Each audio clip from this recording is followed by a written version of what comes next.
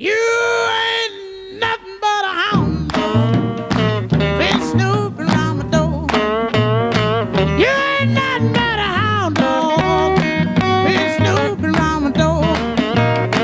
You can wag your tail, but I ain't gonna feed you no more. You told me you was high class, but I can see through that. You told me you was high class, but I can see through that. And Daddy, I know you ain't no real cool cat. You ain't nothing but a hound dog, been snooping around my door. You just a old hound dog, been snooping around my door. You can wag your tail,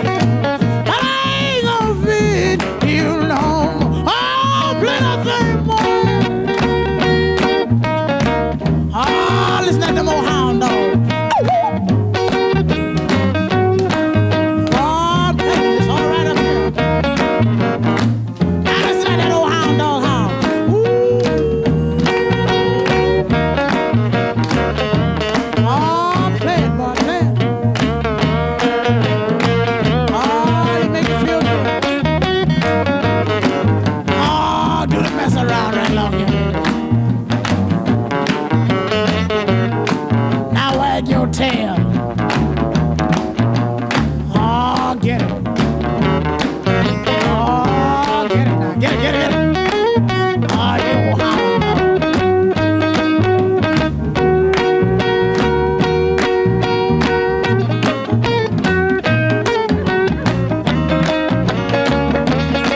You made me feel so blue. You made me weep and moan. You made me feel so blue. Yeah, you made me weep and moan. 'Cause you ain't looking for a woman. All you looking is for. You ain't nothing but a hound dog, quit snooping around my door. You ain't nothing but a hound dog, quit snooping around my door. You can wag your tail, but I ain't gonna feed you no more.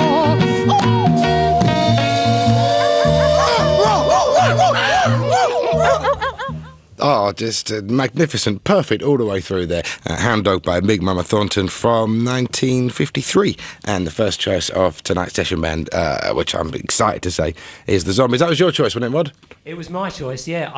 I remember hearing Elvis sing Hound Dog, and in a sense, I thought that was the first black music I'd ever heard. And it completely turned my world around. But when I heard that, I just realised how incredible it was that Elvis, who was listening to people like that, and Arthur Big Boy Crudup, who did That's All Right Mama, which was his first record, how much he actually, you know, it's hard now when we listen to it in hindsight, but how much he actually translated from some of those black artists into his voice. It was quite extraordinary. I know, that record is always invoked as like, look, this is the white man stealing from the black person. Whereas, in fact, I don't think it is in that case. I think he's doing something, you know, that's so himself. Well, exactly, because, I mean, when he did those early recording sessions, he was singing country and western, and Sam Phillips said, when he was messing around and started singing That's All Right, you've got to record that, you know, and that was entirely natural. Yeah. And that naturalness came across. And the guy's voice, I mean, from nothing, from being a white kid, having listened to a few black records, to be able to just sink into that whole thing, just amazing. And every time I hear Elvis on the first, you know, couple of years that he was alive, which for me is about it, really. Same here, yeah. Then it's just pure magic. And, you know, this is God's jukebox, but on Rod's jukebox at home, I've got a lot of early Elvis. Yeah, no, I got nothing against the early Elvis at all. Yeah. It's mesmeric, but after that, it's just so shameful. Oh, I know. Anyway. I know. No, you're absolutely right. You know what? Something worth pointing out, because I watched that Dreamgirls at the weekend. I mean, very average musical. And they invoke it again in that, oh, look, who had the original of Hound Dog? It wasn't Elvis. He was stealing stealing from the black person. In fact, it was written by two white men. So I just to point that out for all the people who in these endless, tedious documentaries go, but look what Elvis did. Yeah, he did a song that was written by two white men. So it's just so I wanted to get off my chest. Cause it's like Rock Around the Clock was written by a guy who was born in the 19th century. Really? 1899. Yeah. Well, you know, if there weren't influences, there would be no music, would there? It's ridiculous to assume anyone just came out of nowhere. Well, you weren't really a rock and roll band, though, were you? Did you play in rock and roll bands before the Zombies were formed? I guess we were Colin, weren't we, really? I mean, our original sort of name on the visiting cards was Zombies R&B, wasn't it? Yeah, that's what we were listening to. I mean, one of the things I always say is that one of our strengths was that we drew from a very wide spectrum of musical influences, but I think it's one of our weaknesses as well, because we kind of confused people a bit, because we used influences from church music, classical music, modern jazz, rhythm and blues, rock and roll. It's all in there. And I think, especially media people, they like to slot you. They like to say this band plays this kind of music. But we played such a wide spectrum of music. I think we just got everyone a bit confused. It seems like, though, I know it's probably 40 years too late to do that much good, but people have sort of caught on to that. Well, it's that a nice range thought. I'm a bit worried about the records we're recording now, though. If we've got to wait 40 years for recognition, it's going to be a bit of a problem. But I mean, yeah, it's great if people are getting into what we were doing then. I think that's wonderful. But did you, before Zombies, the Zombies R&B group, was that kind of your first band, or were you playing in rock and roll type bands before then? We were.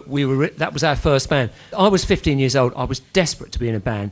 I grew up loving music, but the first 10 years of my life, I just liked classical music. And as I said before, I heard Elvis, and it really turned my world around. But Jim was already in a great band. He was my cousin. He lived down the road, and he introduced me to Jim. We should point out Jim is the bass player. Is the and bass he's player. still his cousin. I know there was a little bit. It was odd, wasn't it? It was like I disassociate myself from that portion of the family after a fight at a wedding. Exactly, it wasn't quite. But he was in this great band, and and once I'd seen it, I thought I have to be in a band. And I was at school one day, and I saw a guy playing guitar. I was 15 years old, and we formed the band from that point. This was before the Beatles, so we started off playing. Really, what were our early things? Anything from the Shadows to sort of Little Richard and Elvis and all that sort of thing. Chuck Berry, that's how we started. Yeah. But even from the beginning, we were doing a lot of harmony things. And when the Beatles came out and they had all their focus on harmony, it was a real parallel with what we were doing, wasn't it? Because no other bands around were doing that. And so we sort of got into all those areas. And as Colin said, I all of us still listen to, even though we were in love with rock and roll, we still listen to classical music, to Miles Davis and all sorts of music. So I think that came out within the mix. This is exactly why the Zombies were known as the intellectual band of the beat boom. Wasn't it on the back of your first album? Didn't it go on about how many O-levels you all had? That was so ridiculous. It was the lamest bit of publicity you could ever imagine in the world. If anything will put people off, exactly, yeah. That's it. They're really smart, this band. Yeah. And what was we'd come out of school and they said, okay, the Decca PR man said, okay, we have to write something about the band. What have you done? We said, we've just left school. We haven't done anything. That's it. And he said, right, well, what did you do at school? We said, what do you mean, what did we do at school? We've just taken some exams. What did you get? Well, we got these O-levels. OK, I'll write that. And because in England, in the UK, we only ever had one hit record, which was She's Not There. Yeah. That bit of publicity hung around our necks in this country, not so much in the rest of the world, but in this country, it hung around our necks forever. And when you look around, I mean, Jagger had just come out of the LSE, for God's sake. Manfred Mann, they all had university degrees. It's such a weird thing, because I don't think I've read the back cover of that album for 15 years, but it's still sticking in my mind. Exactly. That's right. Jim, how many O-levels did you get? I got 6, a bit more modest. Yeah, you couldn't have been in the Zombies in the original in those days. You weren't smart enough. You wouldn't have been able to. They weren't even saying where the gigs were. They were giving grid references, and you had to find your way. No, they didn't have a car. I used to take them in my car. They would make their own before the thing. They would invent an internal combustion engine on a Wednesday afternoon. They'd be at a gig that night in nearby Luton or something. Let's remind people why you are the Zombies. What are you going to do for us first?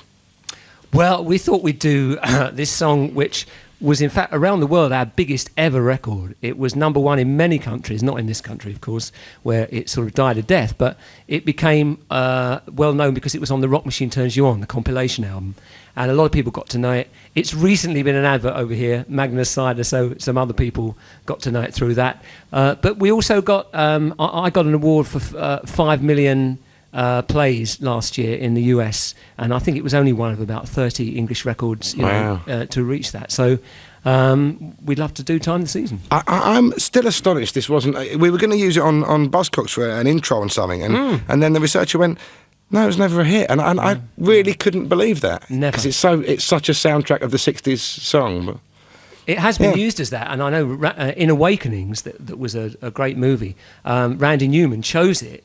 Obviously, it was based in America. The film was made and based over there. But he chose it as the song to typify 1969. So yeah, you're right. But over here, it's one of the few countries in the world where it wasn't a hit. It's bizarre. Well, let's make it a hit. Okay. 4 years. Oh, come on, let's do it.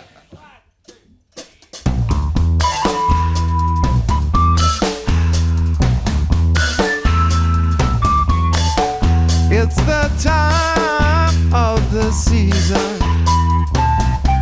when love runs high, and this time give it to me easy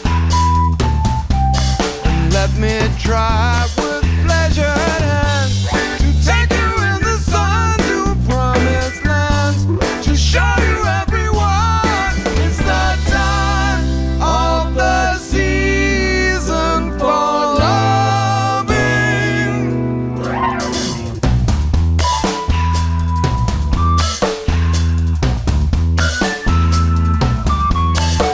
What's your name? Who's your dad? Is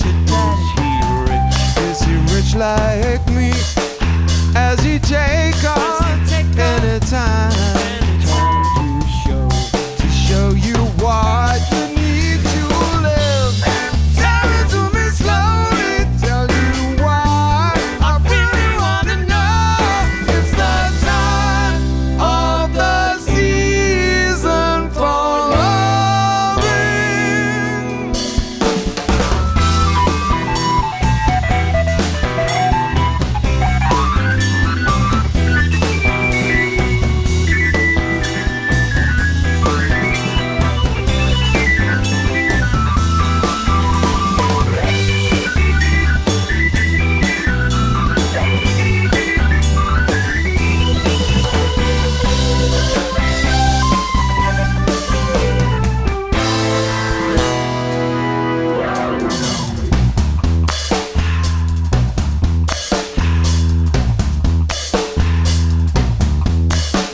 What's your name? Who's your dad? Is he rich like me? Has he take on any time to show you what you need to live? Tell it to me slowly, tell you why I really wanna know. It's the time of the season for love.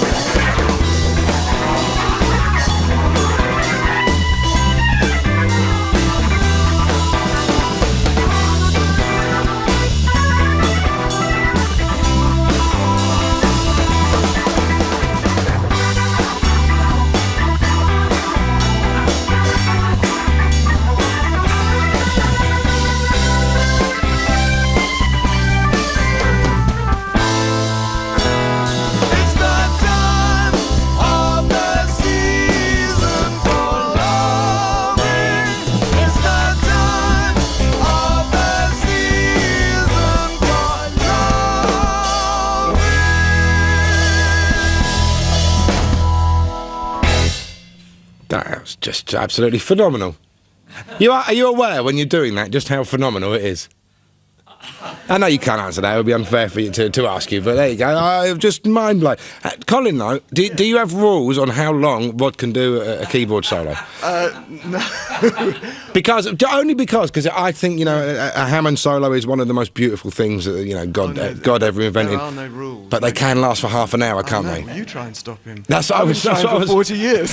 That's what I was wondering, because I would have been more than happy with another 12, possibly 13 minutes of that. Well, Two, three. Once Rod's gone, he's gone. But actually, I count it as a blessing. Well, first of all, it's a blessing to be playing with such a talented musician. But also, we played quite long sets, and often we play night after night after night. So if there are these instrumental breaks and they sound very natural, it actually gives my voice a rest as well. Okay, so it actually works to my advantage, I think. Yeah, someone like Jimmy Smith, who used to do those very long, I'm sure there were people who did much longer ones, could probably have done a gig with 2 songs. Yeah. And people wouldn't really have noticed or cared, particularly. Who were the people that... Did you start playing Hammond or piano? Piano, originally. Right, yeah. In the Zombies time? Yeah. Right. And the Hammond player that I loved was Jimmy Smith, actually, I had to say. And I remember, hearing something called The Duel. And what was the film? Walk on the Wild Side. Oh, yeah. Absolutely fantastic. Yeah.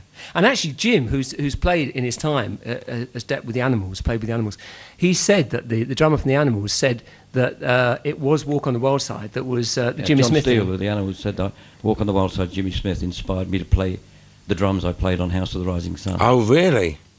I wish I had it with me. Let me check on my laptop if I have got a version of Walk on the Wild Side. It's such a magnificent song anyway. I must have him, actually, as a featured artist on the show, Jimmy Smith. I haven't featured him yet. Was he the one who sort of single-handedly introduced the Hammond sound?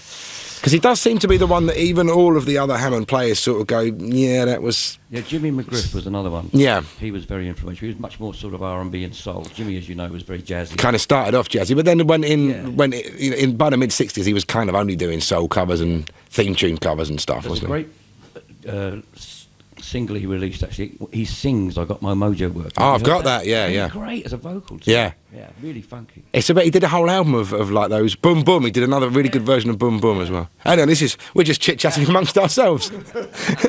Come and join us. Don't really, we might not get on.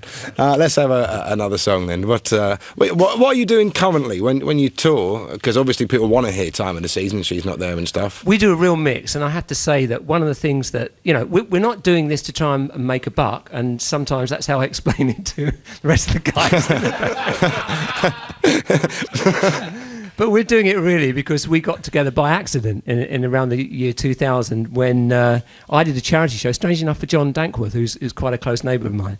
And Colin was in the audience, and he got out on the spur of the moment. He sang, Time of the Season, She's Not There. And after the show, we talked about putting 6 gigs together. And those 6 gigs have turned into 6 years of touring America many times now, the Far East, Holland, whatever. But one of the things that gives us energy is doing some new stuff as well as just the old stuff, because we're not doing this just to be an oldies band. We're really not. Although within the context of doing new stuff, we're really happy to do any or all of the old stuff. And when we do some Odyssey and Oracle stuff, for instance, it's never been played live because we broke up when that album came out. So it's a real mix. We do old Zombies things. We do old Zombies covers that we used to do in the first place of R&B things. We do some of Colin's solo stuff. We do a couple of Argent things. We just go through the whole career, really. I should point out as well that this is one of the only bands we've ever had on the show who actually aren't plugging anything. There's nothing new out. I just saw that you were doing the Odyssey and Oracle tour next year, and I said, we'll just put a bid in for whenever they pass in, they can pop in. Oh, cool. Within a couple of weeks, I've got nothing to do. We'll come in and do that. We'll kill an afternoon. So what are you going to do for us now? Well, if you want this, we can do whatever you want. But we thought it'd be rather nice. We've started to do an old cover that we used to play even before we turned professional, an old Ray Charles song called Sticks and Stones. And we recorded that. We weren't really very happy with our original recording of that, but we love playing it on stage, and we actually opened the set with this. So we thought we'd do that. Oh, absolutely, yeah.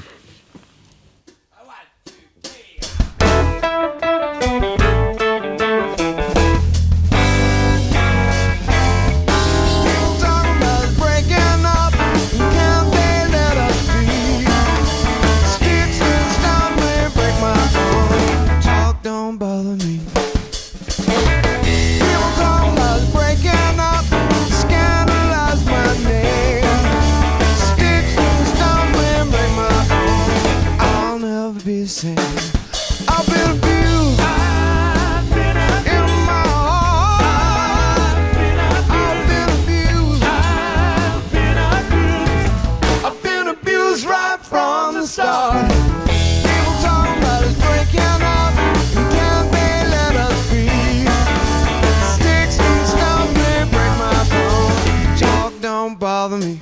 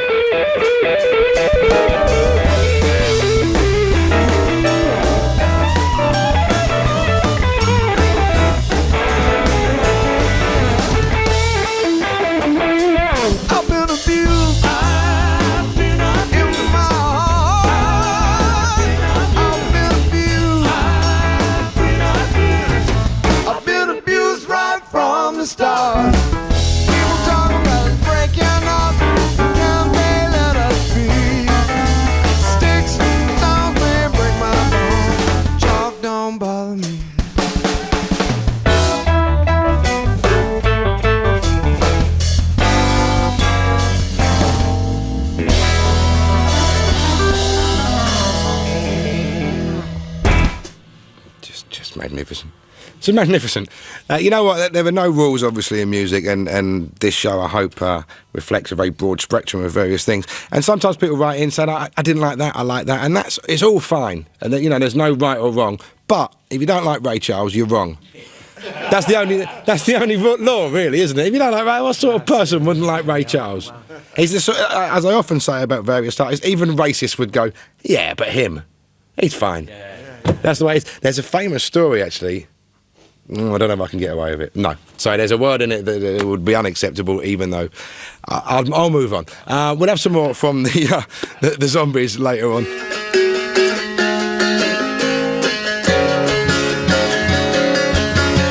The wind is in from Africa. Last night I couldn't sleep. Oh, you know it sure is hard to leave here, Carrie, but it's really not my home. My fingernails are filthy, I've got bleached tar on my feet, and I miss my clean white linen and my fancy French cologne. Oh, Carrie, get out your cane, and I'll put on some silk. Oh, you're a mean old daddy, but I like you.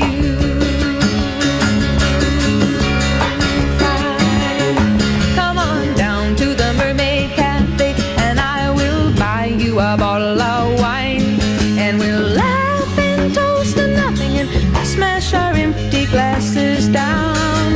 Let's have a round for these freaks and these soldiers, a round for these friends of mine. Let's have another round for the bright red devil who keeps me in this tourist town. Come on, Carrie, get out your cane. I'll put on some silk. Oh, you're a mean old daddy, but I like you. I like you, I like you, I like you. Maybe I'll go to Amsterdam, or maybe I'll go to Rome, and rent me a grand piano and put some flowers around my room. But let's not talk about fairy wells now. The night is a starry dawn, and they're playing that scratchy rock and roll beneath the Matla moon.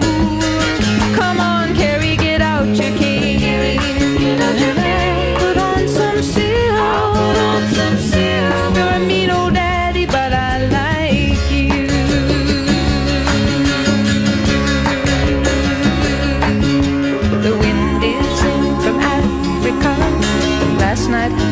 and sweet. Oh, you know it sure is hard to leave you, but it's really not my home. Maybe it's been too long a time since I was scrambling down in the street. Now they got me used to that clean white linen and that fancy French cologne. Oh, Carrie, get out your cake. I'll put on my finest silk. Go to the Mermaid Cafe, have fun tonight. I said, oh, you're a mean old daddy, but you're out of sight.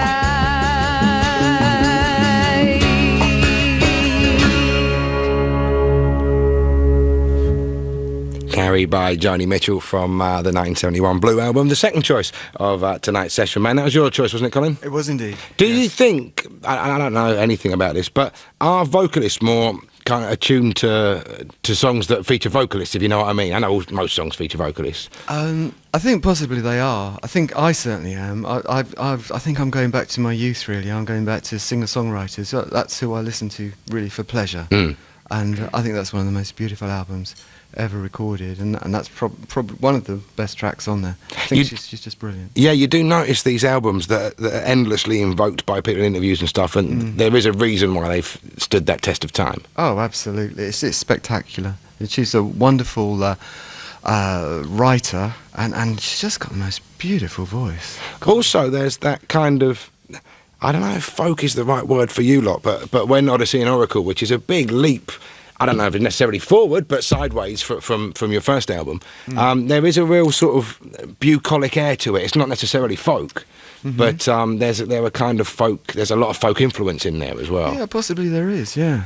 Very English. I mean, It is a very sounds English incredible. album, yes. Very English. And not in the, normally when people say very English, they mean someone doing Ray Davis, and it's the complete opposite of that.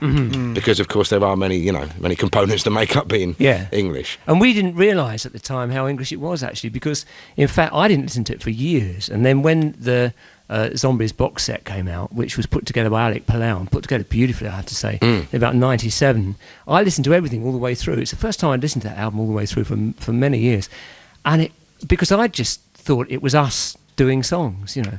But it really struck me how English it sounded and how unlike the previous records that we've made. And I don't quite know why, but... Well, not just unlike... It's unlike anyone else's records. I mean, there was kind of a feel of that at the time, but it's such a beautiful, unique album. Thank you. And always will be. It is, by the way, we should point out the competition which we'll be doing after this session. We also have 5 copies of the Zombies Heaven box set, which is everything you did in the 60s, isn't it? It's everything we ever did. Right, yeah. I suppose, yeah. That was in the 60s, you're right. No, of course. Everything you ever did was in the 60s. I thought that was a trick question. No. But of course, everything... Did you broke up just at the 67. just as it finished? Yeah. Oh, right. Sorry. No, it wasn't a trick question at all. I was just explaining to people they have not even a quintuple whammy tonight with the competition prizes. Are you going to do something for Odyssey and Oracle? No, you don't have to. But Well, as we we were can talking do about it, if you want. Yeah. Do you want to try Beechwood Park? We can have a go. It was only because we were talking about it earlier. I mentioned before the show that I think it was the Bees a couple of weeks ago had this as one of their influential tracks. Do you know the Bees work at all? I don't. You would actually probably know. they are like that. There was a lot of young zombies in them. I'm sure you would you'd enjoy it. Well, let's dedicate this Beechwood Park to the Bees, and it's not a track that the boys if that's okay. If the men we're going to choose to play tonight, and I'm delighted that they are. So well, we haven't played this for God knows how long. So hey, if it's bad, I'll tell you. Okay.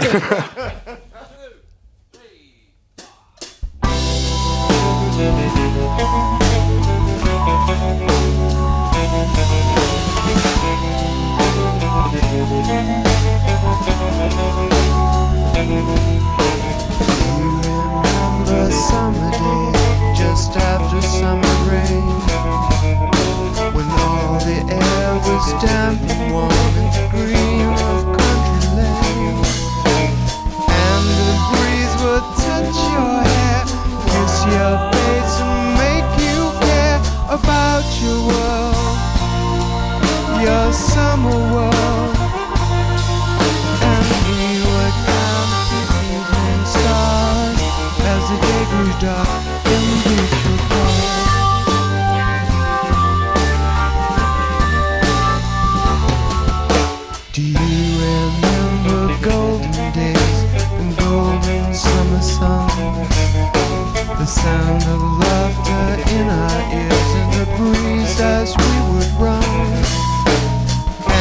breeze would touch your hair, kiss your face and make you care about your world, your summer world.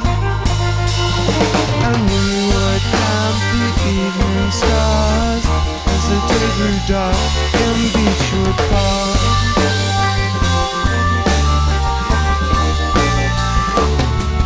All roads in my mind take me back in my mind, and I can't forget you, won't forget you, won't forget those days and Beechwood Park.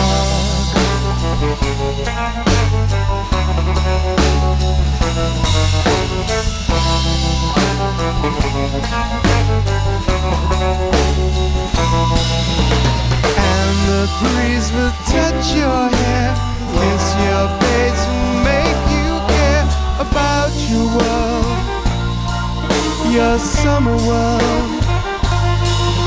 And we would count the evening stars as the day grew dark in Beechwood Park.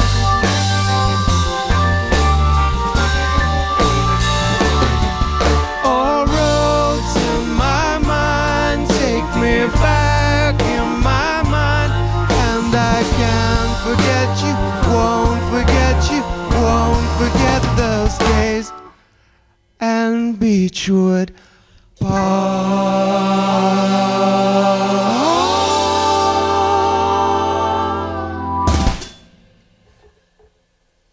Man, that's it. I'm leaving the car here and I'm floating home.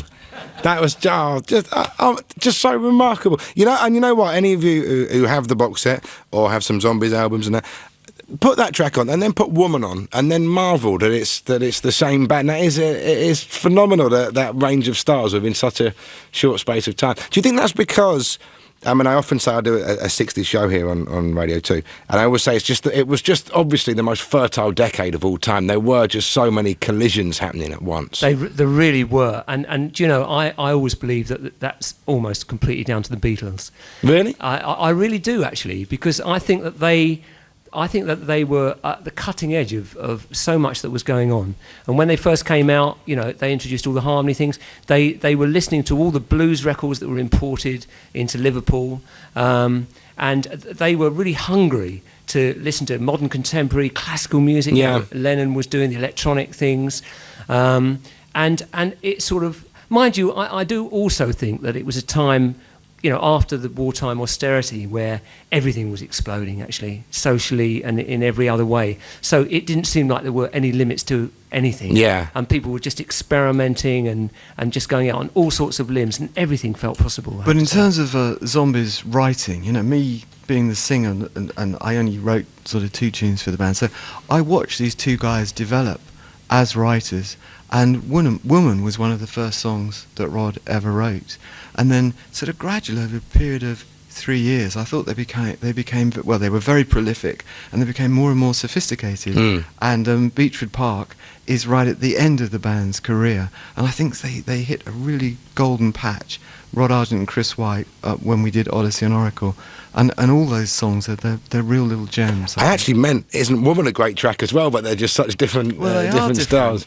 It is, of course, a much more sophisticated lyrically than Tell Her No or something like that. But you know, the funny thing was that I always thought of Woman as one of our more embarrassing things, but I heard there was a great film called Dear Wendy that was out not that long ago. It was Lars von Trier, the guy who did Dogville. Oh, right, yeah. Yeah, he did that. And he started with the Zombies soundtrack. That's how the film was started. And there were about 7 songs in it. And Woman's one of those songs. And when it came up and they started playing it in the film, I thought, oh dear, what am I going to think of this? That shit sounded great. Yeah, it's a great record. It is possibly a little more derivative than say, Beechwood Park. But that's, you know, as we were saying earlier on, if there were no derivations, where would we? We'd just be banging a stick on a rock. That's true. That's all we got. You're doing this whole Odyssey and Oracle. Is it a tour or just a one-off next year? It's 2 nights at the Shepherd's Bush Empire. Has that become your pet sounds? Because that is obviously the... Well, we were approached, template. funnily enough, at the same time as Brian Wilson did Pet Sounds, and Arthur Lee did Forever Changes. And it was, I think, originally thought of as 3 concerts, to play albums in their entirety that had never been played before. At the festival hall. At the festival hall. And at the time it wasn't possible for us to do it. And then suddenly we realised that it was 40 years since the album had been released, and we thought it would be great. We've never ever played Odyssey and Oracle in its entirety. And so the remaining members of the band, sadly, Paul Atkinson passed away, but the remaining members of the band are going to get together and play it in its entirety. No, that is amazing. It must be a lovely feeling for you lot as well. Well, it's really exciting, maybe a little bit scary as well, because we haven't played together except for a couple of nights. And you can't read the words off a bit of paper there. I don't want to give any showbiz games away, but there you go. Let's have another track from you. Well, we thought we would play the thing that started everything off for us, which is She's Not. Without my glasses. She's Not There. Yeah, put your pad away for this one. I'll nudge you if you don't know the words to this one. 1, 2, 3.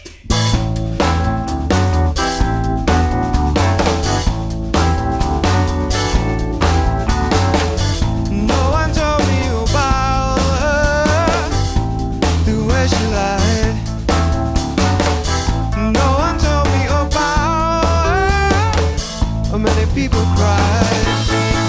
But it's too late to say I'm sorry. How would I know? Why should I care? Please don't bother trying to find her. She's not there. Well, let me tell you about the way she looked, the way she acted, the color of her hair. Her voice was something cool, her eyes were clear and bright, and she's not there.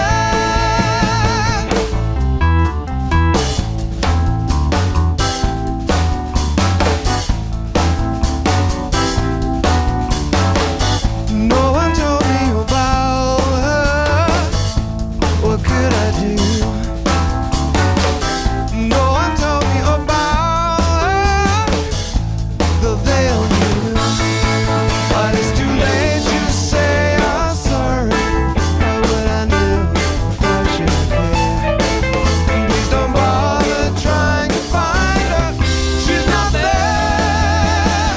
Well, let me tell you about the way she looked, the way she acted, the color of her hair. Her voice was something cool, her eyes were clear and bright, and she's not there.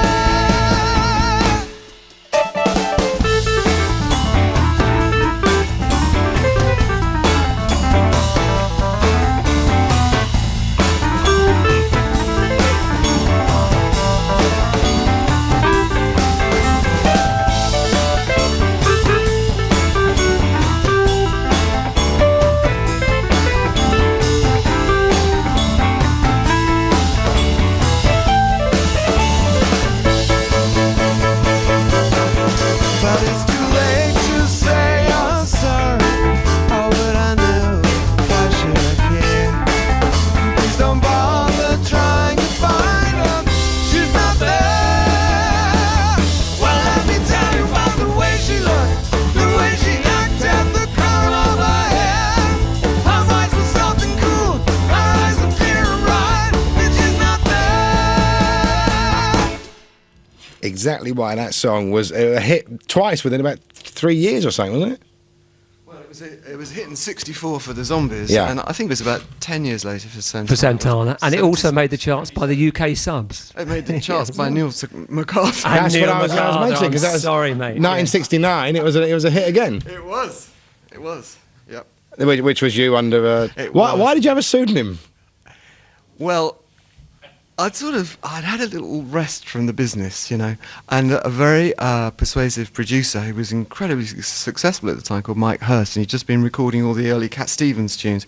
He said, Colin, you've got to get back in the studio. Time of the Season was #1 in America.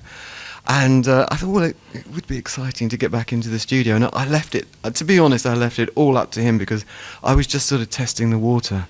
And he said, let's do She's Not There again. And I never quite followed the reasoning for that myself, but it seemed like a fun idea. And then he said, and we'll change your name. You're going to be Neil MacArthur. And I just went along with it. I didn't think it would be a hit.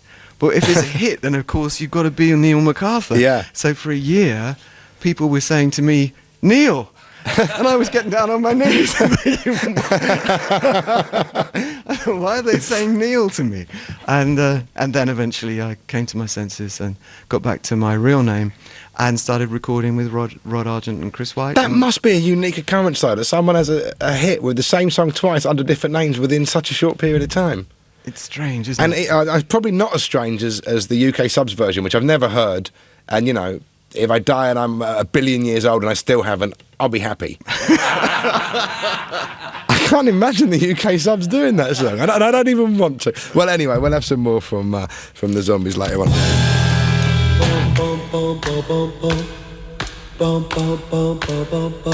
feel free. I feel free.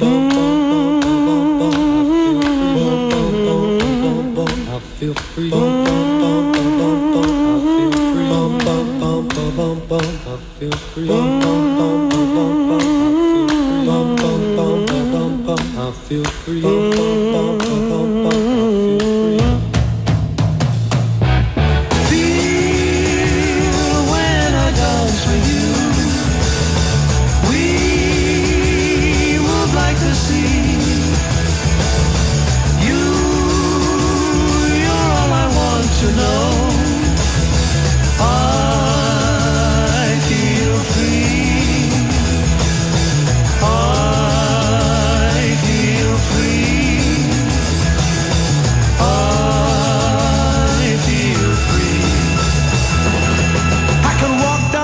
There's no one there, though the pavement's a one-huge crowd. I can drive down the road, my eyes don't see, but my mind wants to cry out loud.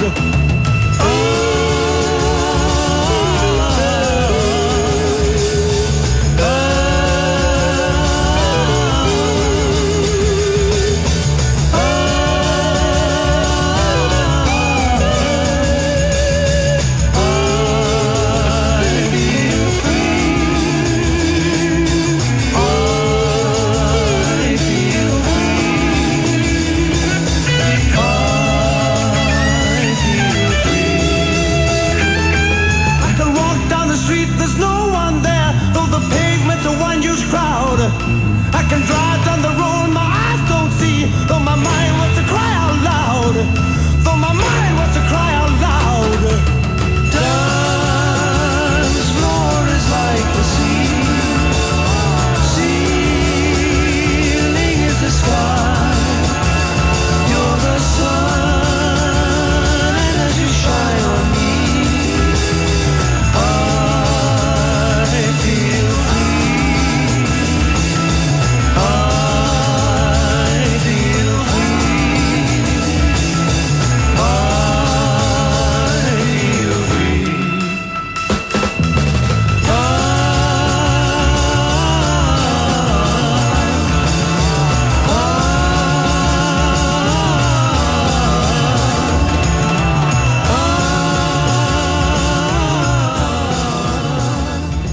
Final choice of tonight's session, man. The Zombies. It was Cream, obviously, with I Feel Free. Who was the pianist in Cream?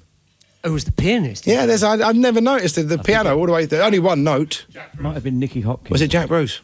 No, Jack Bruce used to play on that. Well, if he overdubbed it, he might have done it, yeah. Yeah. He wouldn't have done live, would he? No. Nicky Hopkins. That would have been... Even he's not that good. Nicky did loads of session work at that time. Isn't it amazing? Jack Bruce, not only on that record, but then he also played bass on Lily the Pink. I think he did. That's another one of those great career moves within a year or so. Just a breadth of what he could do there. The final track of tonight's session band, the Zombies. We haven't really met who are the current Zombies. We've met Rod and Colin, of course. Well, we've got on bass is the guy who's my cousin, Jim Rodford. It was your cousin, and he's again now. And he is again now, yeah. He's back in the fold. And in fact... Colin brought the family back together again earlier on. If you missed the earlier portion Colin. The show. When you get to our age, that's really important. It was a really nice thing. It was like watching Trisha, but with more respectable people. Exactly. And Jim actually was the founder member of Argent with me. And after Argent, for 20 years, he played with the Kinks on their really big selling records in America, I have to say, on Come Dancing and some of the things that sold most in America. And he's also played with Lonnie Donegan and some really seminal names. Some good bands to be in there. Yeah. How come they didn't let you in the Zombies in the first place, though, Jim? We did ask him, actually. Oh, okay, because he was at the first... He was at the first rehearsal, yeah. and he had a car and all the gear. That's why you asked him. Rod said he'd be in my new band. He was just forming it, but they were just 15 at school. I said, well, you know, my band were about 5 years older than them. So I said, well, help you get you started. I won't be in it. So I set up our little bits of equipment at the youth club, took them down there in my car, told them, well, not told them how to play, but gave them some pointers, and off they went. And the rest is history. Jim, by the way, has a bit of a wonky walk, and that's from kicking himself for the next 10 years after that particular incident. Easy now to say. Who else have we got? We got on drums, we got Jim's son, Steve.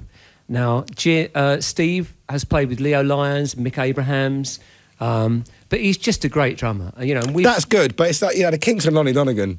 No, I know. So you got your big old dad shoes to fill there. Well, he has. But he's on drums. It don't matter. Yeah, that's true. And then on guitar is Keith Airy from the famous Airy dynasty. Don Airy has been in many famous bands. Keith. He's in Deep Purple right now. Deep Purple right now, and who else? White Snake. Rainbow. Yeah. The big rock trilogy there. But Keith's played with Tom Jones, Nick Kershaw. He was on Live Aid, the original Live Aid, weren't you, Keith? Yeah. Buckingham Palace Nick concert. always talks about when he did the Buzzcocks, one of the best days of his life. Who was that? Nick Kershaw. Oh, right, yeah. Oh, God, that was right at the beginning. Yeah, that was right early on, a good 10 years ago. Absolutely. Or so. When I was still on it. That's how long ago it was.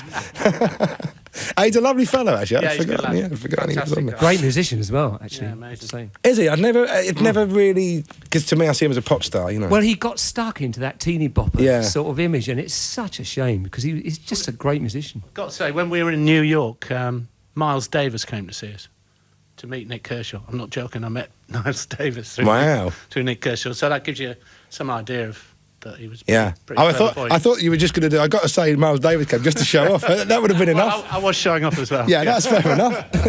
If a story can't be self-serving, it's not really worth telling a lot of the time, is it? Exactly that. But he never came again, Miles, did he? Because Nick blanked him and told him to... He didn't phone or anything. That would be awful, to be Miles Davis and to be blanked by Nick Kershaw. Do you know, Miles was one of my real heroes when I was growing up. And I did some record production with a guy called Peter Van Hook, who was the drummer with Van Morrison. We had some real success with Tanita Tikaram and Nancy Griffith and some other people. And we were doing one track and with Tanita, and we said, you know, the only person who would be right for this, two people would be okay. One is Mark Isham, who Pete knew, and the other is Miles Davis, ha. And the guy from the record company happened to be there that day. He said, Miles is in town, we've just signed him. He'll come up and do it. And I said, no, absolutely not. Because I could just imagine it going wrong. You know, one of your real heroes coming on and I'd be a complete prat, or, you know, completely let myself down. And I just couldn't stand the idea of that. So I said no to Miles being wow. Yeah. Well, but also it could have worked the other way. He might have come in and you'd have gone, oh, he was no good. You know, everyone can have an off day, can't they? It could have been unpleasant or whatever. Like those things do happen very, very often. Well, you know what? You saying that this is like you and Miles Davis. This is like me having the Zombies on my show. It's been an absolute pleasure, and looking at you, they're playing. I still can't believe the little old boy from Swindon with his, half a dozen jokes that he stretched out for 20 odd years, and now the Zombies are playing on his show. It's astonishing to me, and I want to thank you very much for coming on. We've got a final song, which I think is a new one, isn't it? It's been such a pleasure to be on the show, and actually, this is the last song that I've heard, anyway, that was written by Colin. It's a very new song. I think it's great, actually, and it's called Any Other Way.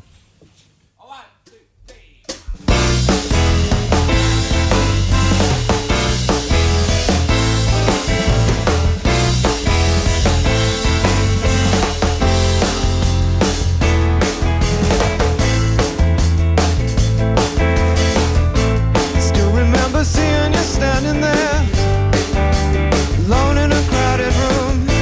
Suddenly your presence filled the air. Nothing